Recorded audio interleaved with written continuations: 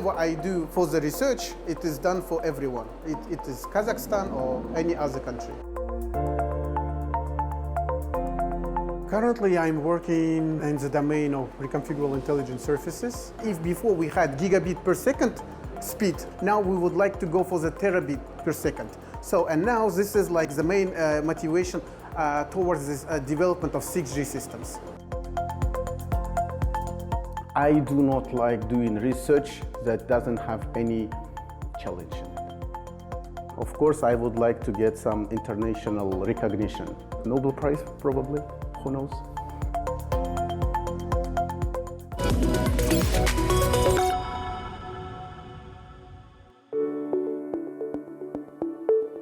Have you ever imagined a world where connectivity remains uninterrupted, even in the most challenging conditions? Where every object around us becomes part of the network, amplifying signals and improving communication quality? Imagine windows or walls of buildings no longer being just structures, but functioning as antennas and signal reflectors. This is the future we are rapidly approaching with 6G technologies.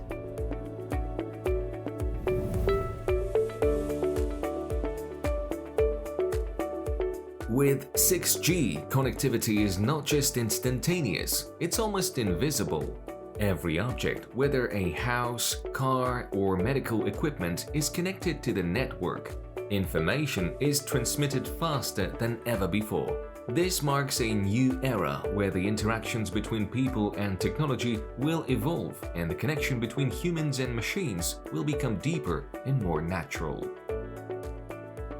This revolution is driven not only by new frequencies and data transmission speeds, but also by innovative solutions such as Reconfigurable Intelligent Surfaces. These are completely transforming our understanding of how we use the space around us. Leading the way in this cutting-edge research is Kazakhstani scientist Galymzhan Nauryzbayev.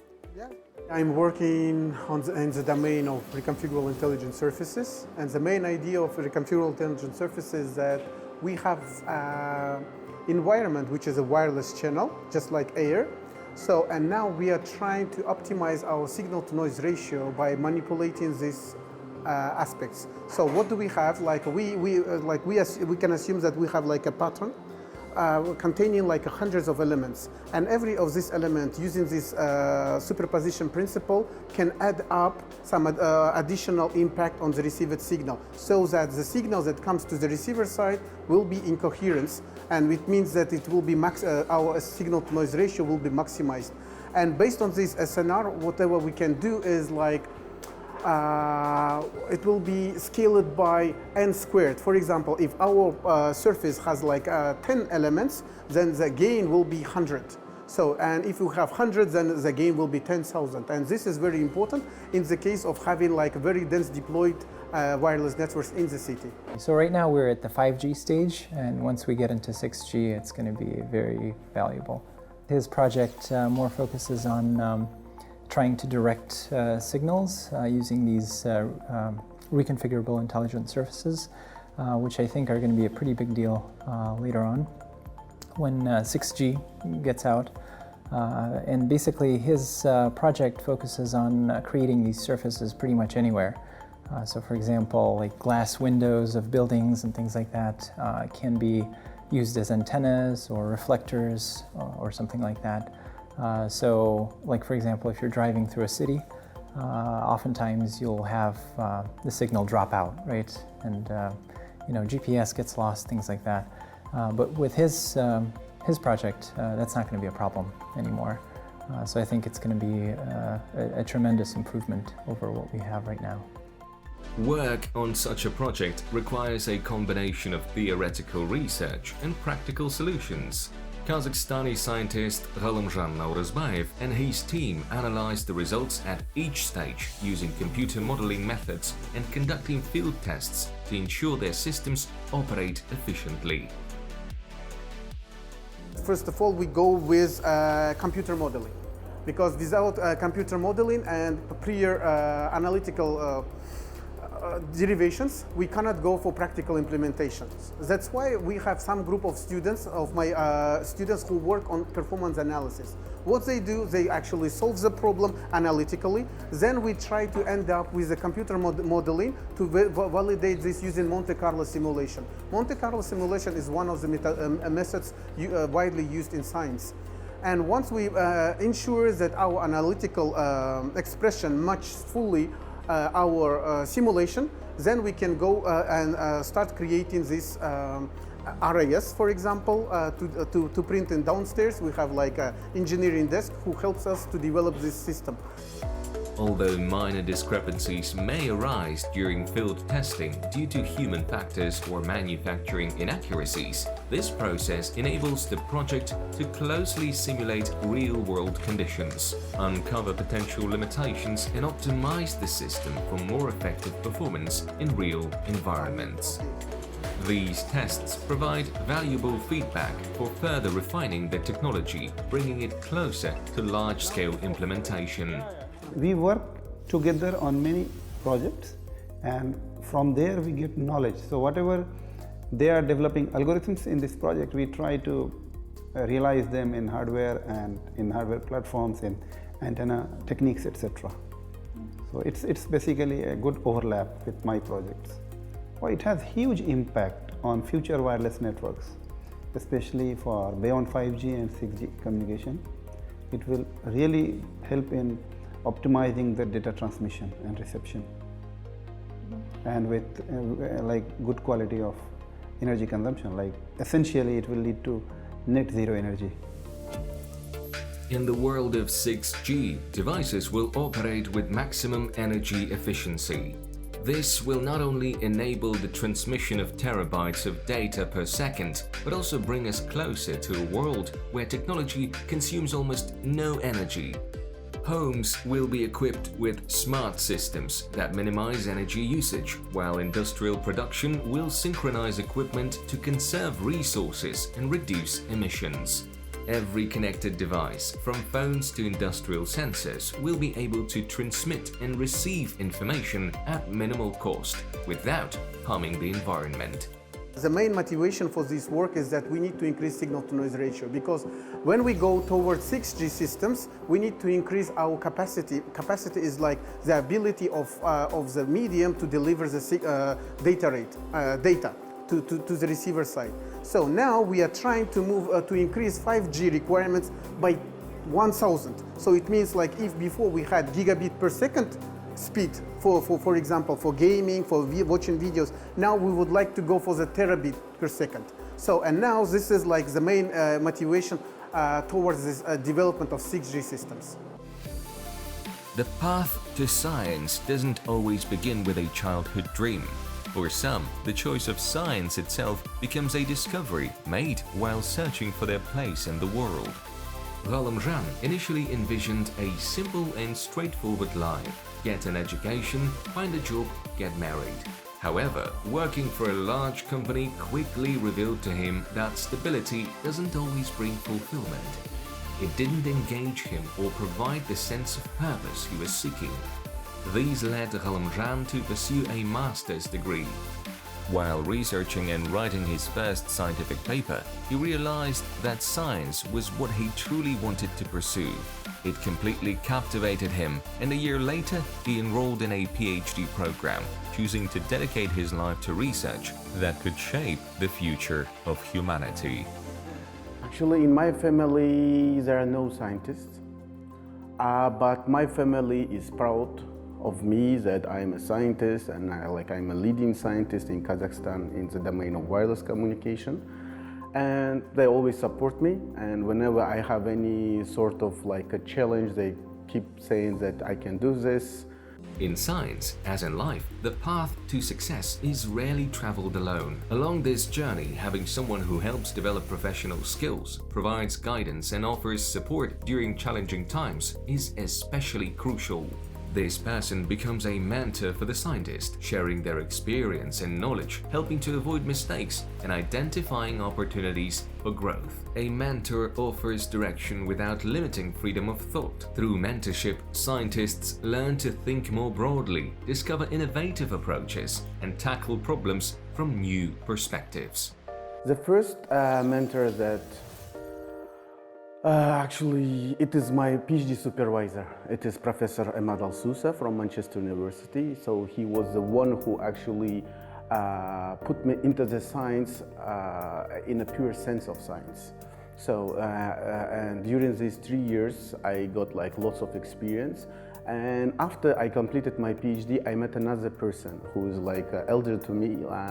So he's like his name is Professor Theodoros Tsivtsis. Now currently he's a full professor in Greece.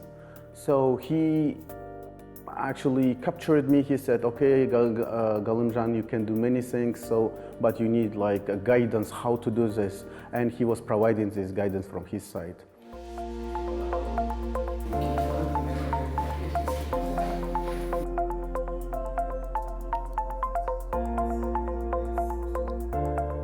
Currently, my life is not balanced, to be honest. So there is no balance, and I'm not married. So I would say like I'm 37 and I'm not married. So this is like one of the I would say drawbacks of my scientific life, because I was putting more into the science, and that's why probably I miss some part of my social. And right now, I would say like 2 years ago, I found like that, okay, now I have to start balancing my life. So now, these days, what I'm doing, I'm trying to come to the work at 9 a.m. and leave at 5 p.m. and then just to go to socialize with other people, just like to have some more balance in my life. Still, there is some imbalance, but I'm trying to fix it. Science often consumes all available time and energy, leaving little room for personal life. It is a complex and multifaceted world where success depends not only on hard work, but also on the ability to stay grounded, make time for social interactions, and maintain supportive relationships. As scientists themselves note, colleagues and like-minded individuals help overcome challenges, uncover new paths for growth, and inspire further discoveries and innovations. In daily life, he's an amazing person. So he's probably the closest friend I have in Kazakhstan, because he's very down to earth. Students might say that he's really strict, but he's a really amazing person. So working with him on a research project is very easy. So we can just exchange ideas. He's very quick to kind of advance them further. We can shoot ideas back and forth. And it's usually a very, very quick process. And then he has a lot of REs working for him, so research assistants, and they come up with ideas very quickly as well. So they can implement them, see if it works or not, and then we kind of revise it. What role of science that has in my life? It is, as I'm associate professor at the university, probably like it takes a majority chunk of my life, right? So. What do we have? And science by itself doesn't mean that you do only research, because like what you need to do, and you need to consider that you need to grow a new generation of engineers that will come later to support you in the lab. And that's why teaching that we do as well in the university, also a complementary part of our research. So what we do, we just like give like basics. We know we give the fundamental knowledge to the students, and then they will become new generation of engineers that can actually help our country to prosper. But that's why I would say that since my workload actually comprises three things. It is research, teaching, and service. Service not only to the university or to the department, but to the country as well. So that's why science in my life, I would say, takes 2/3 of my life. It's like 8 hours for my sleep, and the rest actually is all about all these three things. Either I am chairing some meetings somewhere, or I'm giving a lecture, or I'm doing research, or guiding my research scientists. Educating the next generation of scientists and engineers is an integral part of Galymzhan's work. For him, it's not only about conducting research, but also about passing on his knowledge to young talents who will one day contribute to the advancement of science and technology in Kazakhstan. Science occupies a large part of his life, but for him, it's more than just a job. It's a calling, focused on advancing technology and sharing knowledge with those who will one day carry the torch of scientific discovery. However, scientific work isn't always about discoveries and innovations. Behind every success lies a multitude of challenges and obstacles that scientists face daily. Science is a continuous process of problem solving. It requires not only the ability to analyze and conduct research, but also the capacity to handle unexpected challenges, such as supply delays or resource shortages. From time to time, I experience problems with procurement of consumables, because usually it takes like several months, from 3 to 6 months, to get like some consumables from abroad, and it stops my work for some time, because like I come to the point when I need to do some experimentation, and I find that it takes another 2 months to bring this stuff to the lab, and this is like keeps frustrating me a lot.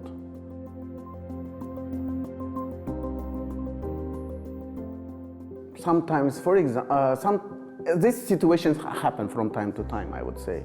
One of these scenarios is when you apply for the funding, you submit like a research proposal to the ministry or to any other funding body, and sometimes you get like a very poor feedback, like, oh, this is like doesn't deserve any funding, and this kind of says like, Galymzhan, are you doing everything correctly? But you know, it is like part, and after that I understand that it is part of life, because I talk to my seniors, like we have like some other professors in the department, and usually I complain to them like, okay, so my project was rejected. They say, Galymzhan, it is part of life, so we just need to keep going. And actually, next day I start my work again.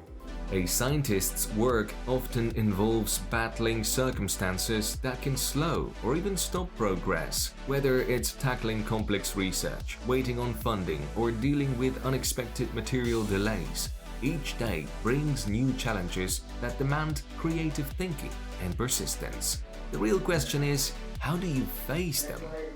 The most interesting part of the science is that we do something undone before. So it is like no one was, because the main idea of having a publication or any like inventions that it wasn't done before, right? Because just redoing what is already existing, it is like doesn't make sense. And that's why whenever we have any system model, any network scenarios that we would like to work on, it is always a challenge, and we try to end up with a nice, I would say, very attractive solution to this. So, and it keeps me motivated at the same time, because I do not like doing research that doesn't have any challenge in it. I know Professor Nauryzbayev from 2013, so I met him first time in the UK at the University of Manchester, where I started my master degree while he pursued his PhD degree. So we had a common interest. It was research in wireless communication, and he was one of the persons who influenced me to start my PhD degree in wireless communication. So from that period, I started to collaborate with him. We had a joint project, and right now we're colleagues, and we have this common project which is called Reconfigurable Intelligent Surfaces for 5G and 6G networks, where we use some optimization tools, we use some theoretical methods with hardware implementation to increase the data rate that is applicable for 6G networks. And the research which is applicable for 6G right now is globally. We have some preliminary results which we publish to international journals, which we present in international conferences. During these visits to universities, to different conferences, we share our ideas, we get some knowledge from international professors, and overall we provide some impact in worldwide research. Research on 6G goes beyond individual. It's a global effort where scientists from across the world work toward a shared goal, creating more powerful, reliable, and faster communication networks that will transform our world. 6G won't just enhance data transmission speeds, it will provide the foundation for the development of smart cities, autonomous transportation, and innovations in medicine and other fields. I have to admit that there are many research groups across the world who do this research. But at the same time, whenever I do something, I need to make sure that it is something different. It's not following the approach that people already have done. So, for example, these days we are considering, we are trying to investigate what would be the difference between using diodes and varactors. It is two types of elements that we are using to control these RAS elements. We call them unit cells, and for every unit cell we have a couple of diodes or varactors. And now we are trying to investigate what would be the best one.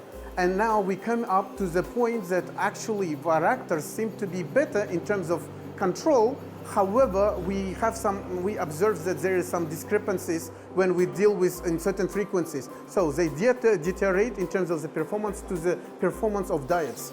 So, and for up to now, I could say that the only group in the world who have noticed this issue is us. So it's only we who could do this. In every country, science is the foundation of economic and technological growth, and Kazakhstan is no exception. In today's fast-paced world, science plays a crucial role in developing sustainable solutions for future generations. Galymzhan Nauryzbayev is a face of Kazakhstani science. His work in wireless technologies and 6G networks highlights the immense potential of Kazakhstani researchers. Like many of his peers, he isn't just tackling complex scientific challenges. He's laying the foundation for the next generation of scientists, engineers, and innovators. His accomplishments are a powerful example of how science can transform the world.